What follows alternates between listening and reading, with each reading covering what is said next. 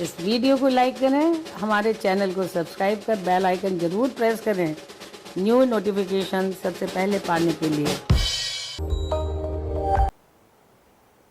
मित्रों, दिग्विजय देश की आवाज़ में आपका बहुत बहुत स्वागत है। आज मेरे साथ हैं श्री शंकर दत्त शर्मा जी, जो कि पूर्व ब्यूरोक्रेट हैं, जिन्हें 35 वर्षों का माननीय अमर नेता पंडित नारायण दत्त तिवारी जी के साथ काम करने का सौभाग्य प्राप्त हुआ और उन्होंने उनके बहुत सारे शेड्स, उनकी बहुत सारी कार्यशैली और उनकी अनंत क्षमता को महसूस किया और अपने जीवन में उतारा। अपने लंबे कार्यकाल में बहुत सारे जन लोकप्रिय परोपकारी कार्य भी किए। आज भी वो जवाहरलाल नेहरू राष्ट्रीय युवा केंद्र के ट्रस्टी और ट्रेजरर दोनों हैं। उन्हीं की अध्यक्षता में बहुत सारे समाज को जागृत करने वाले कार्यकलाप वहाँ होते रहते हैं और समाज में कैसे चेतना बनी रहे, कैसे मानवता बनी रहे, कैसे मोहब्बत और प्यार बना रहे, इन सब के लिए भी संगठन बड़े लेवल पर देश के अन्य अन्य जगहों पर काम करता है। जैसे हज़ारों लोगों के जीवन को गांधी जी ने प्रभावित किया, उनके समय के और उनके बाद के लोगों को भी किया। माननीय शंकर दत्त शर्मा जी भी इससे अछूते नहीं रहे। आज हम उनसे गांधी जी के जीवन के बहुत सारे अनछुए संस्मरण पर बात करने वाले हैं। शर्मा जी, आपका बहुत बहुत स्वागत है। नमस्कार, धन्यवाद। शर्मा जी, आप जानते हैं गांधी जी का जीवन ऐसा रहा कि उसने हमेशा लोगों को अपनी ओर आकर्षित किया है। आजकल उनके बारे में बहुत अजीब अजीब तरह के किस्से निकल कर आ रहे हैं। ऐसा लगता है कि एक बड़े व्यक्ति को छोटा बनाने की कोशिश की जा रही है। आप क्या कहना चाहेंगे? देखिए, मैं तो ये समझता हूँ, जी, गांधी जी ने गीता को अपनाया था। तो गीता का ही दर्शन है कि अर्जुन, कृष्ण और अर्जुन का जो संवाद है, जी, वही संवाद जो है वो मानव चेतना को आज और उस समय भी प्रभावित करता रहता है। जी, तो किसी की बुराई करना और क्रिटिसिज्म करना कोई ऐसी बुरी बात नहीं मैं मानता। उससे क्या है, जो जागरूक व्यक्ति होते हैं वो उसके बारे में जानना चाहते हैं कि ये बात जो कही गई है इसमें कितनी सत्यता है। जी, तो इसी बहाने लोगों को किसी भी व्यक्ति के बारे में, गांधी के बारे में जानने का भी अवसर प्राप्त होता है। नहीं तो गांधी ऐसे तो फिर व्यक्तित्वों को भूल जाते हैं। हम दिन रात पूजा पाठ में ये सब अपने देवताओं को क्यों याद करते, हम दिन रात याद करते हैं ना उनको जी, तो उनके चरित्र का हमें चिंतन करते हैं। चिंतन हमेशा परिवार में चला आ रहा है। रामचरितमानस जो तुलसी ने लिखी है, आज रामचरित की रामलीला हर साल होती है और टेलीविज़न में तो कितने उसके सीरियल बन गए हैं। हाँ, तब वो हम लोगों के मानस में जीवित हैं। जीवित है। तो गांधी जी की बुराई में कोई बुराई नहीं है। नहीं, वो ठीक है। नेहरू की भी है। बड़े बड़े नेताओं के प्रति जो दिलों में रहते हैं, इमॉर्टल मैं कहता हूँ उनको, इसलिए उनको आप कह के नहीं बुलाया जाता, उनको तू, जैसे माँ को तू कहा जाता है। जी, वही गांधी है। तो गांधी जब आया और उसने जो किया है जी, तो वो सबको, सारे संसार को उसने प्रभावित किया है। और कौन से व्यक्ति थे वो जो जिनको प्रभावित किया? वो अपने समय के ज़माने के बहुत बड़े बड़े वो लोग थे, फिलोसोफर थे। वो ऐसा नहीं था कोई छोटे मोटे, वो थे, जन थे। हाँ, बड़ी पर्सनालिटीज़ थे, बहुत बड़ी पर्सनैलिटी। तो जैसे कि आपने एक बार मुझे बताया था एक बार कि टॉल्स्टॉय भी उनके कांटेक्ट में रहे और कुछ बड़े लोग रहे, जबकि ये सब ऐसा है। जब वो बैरिस्ट्री करके इंग्लैंड से इंडिया आए, इंडिया से बैरिस्ट्री वो ज़्यादा उनका जमा नहीं, वकालत, तो दादा अब्दुल्ला एक बहुत बड़े वहाँ के बिजनेसमैन थे, उन्होंने अपने कार्यों के लिए उनको वहाँ भेजा। जी, तो 1893 में जब वहाँ पहुँचे तो घटना क्या हुई है कि 1893 में है, उसी वर्ष में ही वो जो पीटर मैटिसबर्ग के रेलवे स्टेशन पे जो फेंक दिया गया। टीटी ने जो उनके साथ दुर्व्यवहार किया, उससे वहाँ से उनका ट्रांसफॉर्मेशन शुरू हुआ। लेकिन उससे पहले लंदन के प्रवास अपने जब वो अध्ययन में थे वहाँ पे लंदन में, तो ब्लावत्स्की और एल्कॉट्स ब्रदर्स, एल्कॉट्स अमेरिका के पहले प्रेसिडेंट हुए उसके इनकी थियोसॉफी सोसाइटी के, जी तो उन्होंने उनको गीता के बारे में जब पूछा तो उससे शर्मिंदगी हुई, तो गीता की ओर जागृत हुए। तो सर एडविन अर्नोल्ड की लिखी हुई गीता उसमें उन्होंने अध्ययन करी अंग्रेजी में, क्योंकि उनको अंग्रेजी उसमें संस्कृत और उसका ज्ञान था नहीं, हिंदी का भी ज़्यादा नहीं था।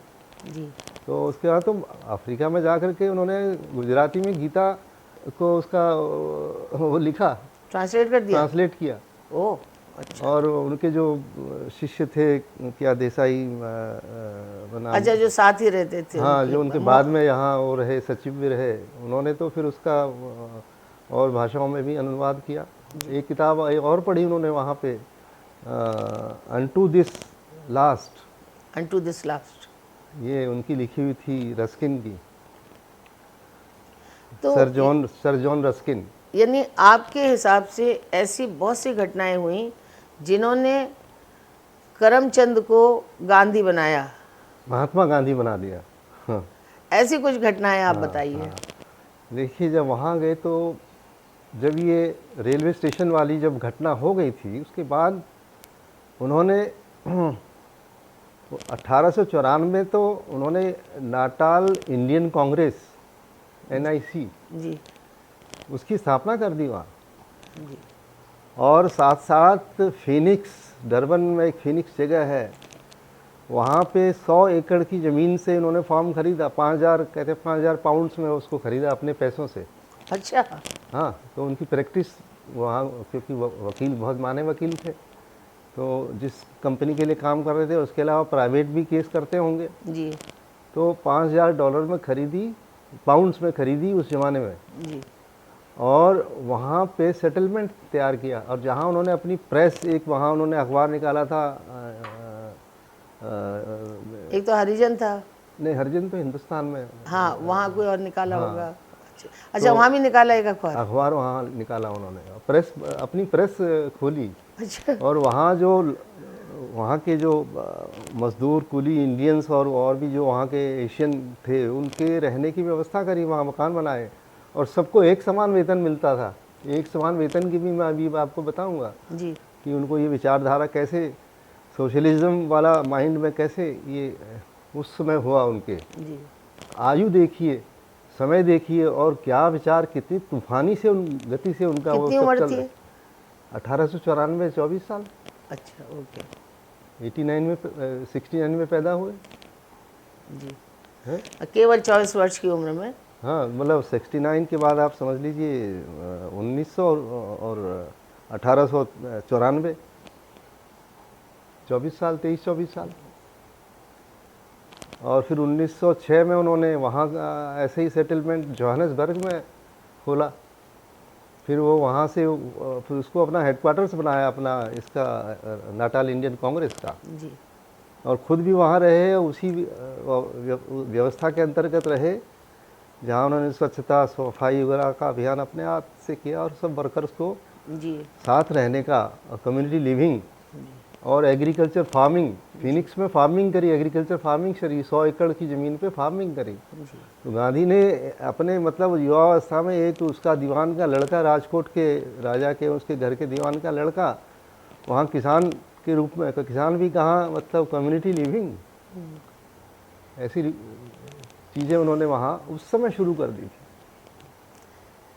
कुछ 23 वर्ष की उम्र कुछ ऐसी होती है लगता है, क्योंकि हमारे शंकराचार्य लोग ने भी 22-23 साल में स्थापना कर दी, भगत सिंह ने 23 साल में शहादत दे दी, और गांधी जी ने तहलका मचा दिया वहाँ जाकर, एकदम एक नए एक तरह से नई पर्सनालिटी के रूप में, वहाँ नए हीरो के रूप में वहाँ पे उभर कर आए, और वहाँ उभरे और आवाज़ यहाँ हुई इंडिया में। जी, आपने लियो टॉलस्टॉय के बारे में पूछा, सबसे पहले उनको इन्फ्लुएंस लियो टॉलस्टॉय की जो किताब थी wisdom of the God is with in you. ये पुस्तक को पढ़ के उनके मस्तिष्क पे जो प्रभाव पड़ा, टॉलस्टॉय में बहुत बड़े एक रशियन राइटर फिलोसोफर वो रहे, वॉरियर भी थे, और उनकी कथा अलग है। 13 उनके बच्चे थे, 8 बचे बाद में। जब फिर यूएसआर टुकड़े हो गया तो बच्चे उनके सब स्वीडन वगैरह यूरोप में सेटल हो गए। तो बहुत अय्याशी का जीवन उन्होंने बिताया, बहुत अच्छे पैसे के घराने वाले थे जी। लेकिन वॉर में शामिल होने के बाद फिर वॉर छोड़ करके फिर वो राइटर बने, और क्या क्या फिलॉसफी और क्या क्या चीज़ें उन्होंने लिखी, और दुनिया में चैरिटी करी, अपनी सारी संपत्ति को उन्होंने दान किया। अच्छा। ये तो उन्होंने ही ये बताया कि श्रम और ये community living, agriculture is the base. ये टॉलस्टॉय की फिलॉसफी थी। अच्छा। जिसको गांधी ने अपनाया, जी। तभी तो उन्होंने वहाँ वो फिनिक्स फार्म खोजा।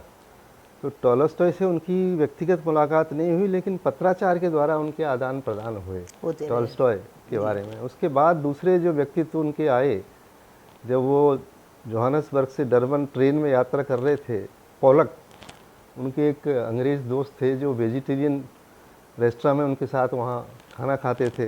अच्छा। डरबन में और वहाँ जोहानसबर्ग में। तो उन्होंने बताया उसके बारे में, unto this last, sir John Ruskin की लिखी हुई किताब। तो उस किताब को पढ़ के गांधी के ऊपर इतना वो असर पड़ा कि उन्होंने उसको अपना वो मान लिया, जीवन में उतार लिए उन आदर्शों को। उस किताब के बेस पे ही सर्वोदय नाम दिया उन्होंने। अच्छा। और वो माधव देसाई जो थे उनके वो थे, उन्होंने वो किताब लिखी सर्वोदय के ऊपर। सर्वोदय आंदोलन गांधी की जो उपज है दिमाग में, वो अनटू दिस लास्ट से शुरू हुई है, जॉन रस्किन की लिखी हुई पुस्तक। तो उस किताब को उन्होंने अपने हमेशा दिल से रखा, उसको पढ़ा उन्होंने। जिसका कहना है कि गांधी जी बड़े बोल्ड थे, कहीं गए तो वो लेके how bloody poor Indian you have come to this place. तो उन्होंने कहा कि सब आप लोग तो लूट लाए हो हमारे यहाँ से ब्रिटेन में किसी जगह। एक घटना हुई ना, इकोनॉमिक डेवलपमेंट, वो फिलॉसफी जो जॉन रस्किन से उन्होंने प्राप्त करी अनटू द लास्ट में, उसमें यही सोशलिज्म, वो कैपिटल अगेंस्ट द कैपिटलिज्म उन्होंने लिखा था।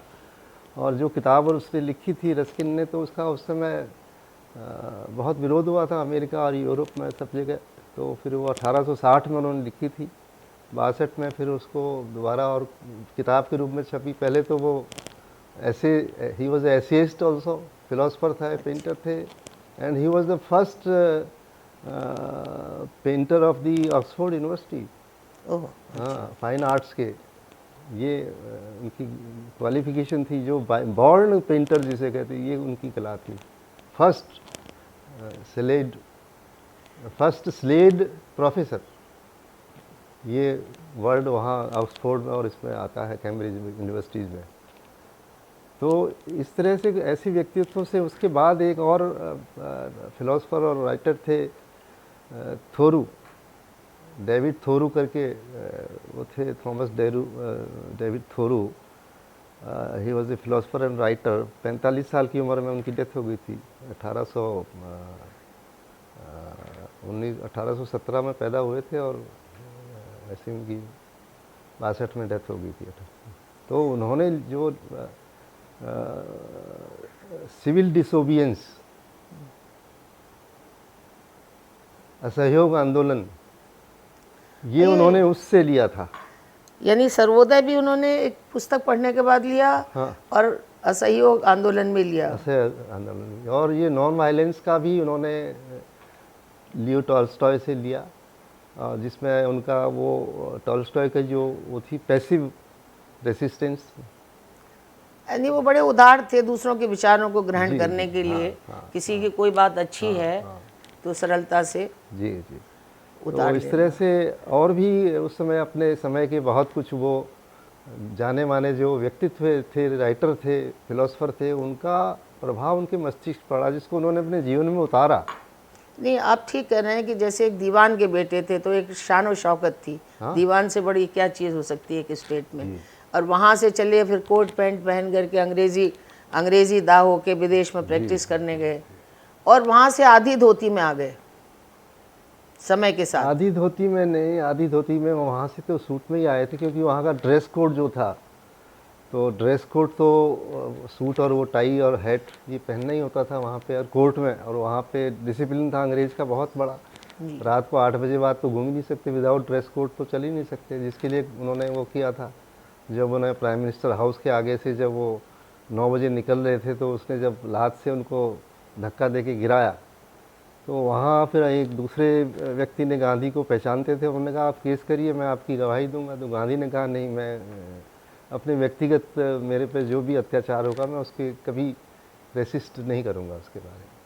तो ये क्या था उनका, ये पॉइंट क्या था? ये इसीलिए कि कोई हमें एक चाटा मारेगा तो हम दूसरा गाल कर दें, ये क्या था? उनका जो अहिंसा और उसका जो उन्होंने गीता और ये फिलोसफर से जो अडॉप्ट किया था, वो अपने जीवन में रख लिया था कि अपने लिए कुछ करना ही नहीं है, अपने लिए घर भी नहीं बनाना है, और ना अपने बच्चों की चिंता करनी है, फैमिली की करनी है। उन्होंने कुछ किया ही नहीं, अपने लिए घर थोड़ी बनाया, किसी घर में नहीं रहे। वो आए तो आश्रम में रहे, साबरमती 1930 तक रहे। 1930 में जब नमक सत्याग्रह हुआ तो अंग्रेज़ ने उसको अबेंडन कर दिया, तो उसके बाद वो वर्धा में गए, सेवाग्राम में रहे अंत तक वो। जी, मतलब कोई घर नहीं था, आश्रमी घर थे, आश्रमी थे, और वो सिंपल जीवन था। सिंपल जीवन, ना कोई एसेट, ना कुछ, ना धन की आवश्यकता, कुछ नहीं। जिसकी आज धर्म अर्थ काम मोक्ष की बात करते हैं, तो अर्थ वर्ड तो उन्होंने हटा ही दिया था अपने जीवन से। ये अगस्त का महीना है और 9 अगस्त आने वाली है, आप क्या रेलिवेंस देखते हैं गांधी जी का और 9 अगस्त का? देखिए, गांधी को जितना पढ़ो, जैसे गीता में कहा है ना, जितना पढ़ो, गांधी को जानने का अवसर तो उनकी सत्यता इसलिए प्रमाणित है क्योंकि उन्होंने खुद अपने बारे में खुद भी लिखा है, और उनके बारे में लोगों ने और भी ज़्यादा लिखा है जी। जो भी उनके संपर्क में रहे। आइंस्टाइन जो उस समय के इतने बड़े वैज्ञानिक थे, उसने तो ये तक कह दिया कि आने वाला जनरेशन ये आश्चर्यचकित होगी कि इस धरती पर एक ऐसा व्यक्ति भी, हाड़ मांस का पुतला, इस धरती पे चला था। जी। तो मुझे लगता है कि देवताओं की पूजाएं और ये जो अर्चनाएं कभी हुई होंगी तो आस्थाएं ऐसी बढ़ी होंगी। तो गांधी के स्टेच्यू सारी दुनिया में क्यों लगाए गए, क्यों गांधी मार्ग और सब जगह ये माने गए? और हमें तो इसका बात का, हिंदुस्तान को तो गर्व होना चाहिए कि भाई हमारा गांधी, हमारे पास एक ऐसी क्या चीज़ नहीं है, हमारे पास गांधी है। हाँ, जिसकी दुनिया भर में पूजा है, जिसकी मान्यता है। हाँ, और उसने कोई अपने लिए लड़ाई कभी नहीं लड़ी। उसने हिंदुस्तान में भी, जब देश की आज़ादी में ह्यूमन राइट्स ही उनका बेसिक उद्देश्य था, वही उनके उसमें घर साउथ अफ्रीका में तो जागृत करके आए। बाद में जब हिंदुस्तान के बाद वो आज़ाद हुआ, एपेथाइट जो अछूत और इसका वो वहाँ भी बहुत था, रेसिस्ट का, हाँ, अमेरिका में तक था, छुआछूत और जातिवाद, छोटी जाति। अमेरिका में उनका पीने के पानी का नल जो है वो ब्लैक्स का अलग था, लेट 60 तक वो रहा। अच्छा। हाँ, तो कितने साल, 1774 में कहाँ आज़ाद हो गया था अमेरिका। और आप साउथ अफ्रीका, तो उसके लिए हमने पूरा सपोर्ट किया, और उसके मूवमेंट को गांधी जो छोड़ गए थे, नेल्सन मंडेला पैदा हुए, उनके फिलोसफर देखिए, मार्टिन लूथर किंग्स जूनियर जो अमेरिका के प्रेसिडेंट थे, नेल्सन मंडेला, और म्यांमार के कू जो वो रहे हेड ऑफ स्टेट्स, ये 3 उनके मुख्य वो थे जिन्होंने गांधी को पूरा अपने जीवन में एज इट इज़ फिलॉसफी को उतारा। नॉन वायलेंस और अहिंसा, इन संसार को विजय करने की कोई तलवार और उसकी बंदूक की आवश्यकता है, ये गांधी की फिलॉसफी थी। विचारधारा की तो लड़ाई है, और क्या मार काट से और इस तरह के वायलेंस से हम किसी विजय को प्राप्त कर पाते हैं? नहीं कर पाते हैं। जो बाद में तो चर्चा ही होती है, विचार विमर्श ही होता है। विचार विमर्श से ही होगा सॉल्यूशन। लेकिन हम अगर विचार विमर्श के द्वारा ही शुरू करें तो मुझे लगता है वो परमानेंट होता है, उसमें कटुता नहीं रहती है। तो ये गांधी का दर्शन कोई मामूली दर्शन नहीं है। और कौन व्यक्ति कहाँ से शुरू हुआ और कैसे क्या हो गया, फिर महात्मा तो यहाँ आके बने जब वो यहाँ का इंडिगो आंदोलन बिहार के उसमें गए, तो तब जाके उन्होंने वो किया। आधे कपड़े उन्होंने वहाँ पहने, वहीं देखा, जब हिंदुस्तान में कपड़ा था ही नहीं, सबसे ज़्यादा कॉटन यहाँ से अंग्रेज़ ले जाता था। तो गांधी ने यहाँ के क्या किया, पहले तो उनका कॉटन का वो सब चौपट किया, इंडिगो वाला शुरू किया। नमक जो है, नमक से टैक्स जो था घर में, उन्होंने कहा नमक बनाओ, नमक का सत्याग्रह। तो ये सब रेवेन्यू रिसोर्सेज बंद करी उन्होंने। चरखे से उन्होंने कहा खादी बनाओ, तो टेक्सटाइल सबसे बड़ा रेवेन्यू था। तो अंग्रेज़ को उन्होंने नेस्तनाबूद बहुत किया। तरीके से किया। उधर वर्ल्ड वॉर 1 में बहुत कुछ नुकसान हुआ अंग्रेज़ का, हिंदुस्तान ने उसको सपोर्ट किया। यहाँ से हमारी आर्मी गई, कितने 75,000 हमारे सैनिक मारे गए थे। और सबसे ज़्यादा हमारे जो इंडिया गेट पे सब नाम दिए गए हैं उस समय के सैनिकों के, वो इंडियंस और सब वही हैं सब।